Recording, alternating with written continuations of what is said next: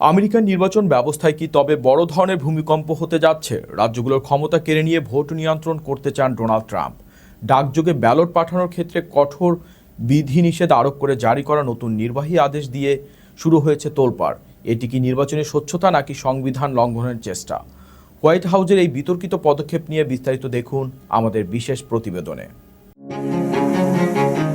যুক্তরাষ্ট্রের নির্বাচনী ব্যবস্থায় আমূল পরিবর্তন আনতে আবারও নতুন এক নির্বাহী আদেশে সই করলেন প্রেসিডেন্ট ডোনাল্ড ট্রাম্প। এবার তার লক্ষ্য ডাকযোগে পাঠানো ব্যালট বা মেইল ইন ব্যালট নিয়ন্ত্রণ করা।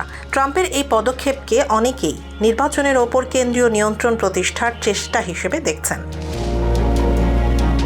মঙ্গলবার ওভাল অফিসে বসে এই আদেশে সই করার সময় ট্রাম্প বলেন, আমি মনে করি এটি নির্বাচনে অনেক সাহায্য করবে। আমরা ভোটার আইডি এবং নাগরিকত্বের প্রমাণ চাই। এই আদেশের অধীনে হোমল্যান্ড সিকিউরিটি বিভাগকে ফেডারেল রেকর্ড যাচাই করে একটি বিশেষ নাগরিক তালিকা তৈরির নির্দেশ দেওয়া হয়েছে। নিয়ম অনুযায়ী ইউএস পোস্টাল সার্ভিস কেবল এই তালিকায় থাকা ব্যক্তিদের কাছেই ভোটের ব্যালট পেপার পাঠাতে পারবে। তবে এই আদেশের আইনি ভিত্তি নিয়ে প্রশ্ন তুলেছেন সংবিধান বিশেষজ্ঞরা। তাদের মতে মার্কিন সংবিধান অনুযায়ী ভোট পরিচালনার ক্ষমতা একান্তই অঙ্গরাজ্যগুলোর। Centre for elections innovation and research এর প্রতিষ্ঠাতা ডেভিড বেকার এই আদেশকে অসাংবিধানিক আখ্যা দিয়ে বলেছেন, আদালতের কলমের কালিতে এটি আটকে যাবে।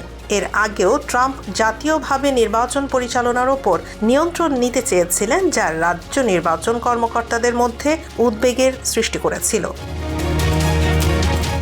যদিও ট্রাম্প নিজে ফ্লোরিডার উপনির্বাচনে ডাকযোগে ভোট দিয়েছেন, তবুও তিনি বারবার এই পদ্ধতিকে জালিয়াতি বলে সমালোচনা করে আসছেন।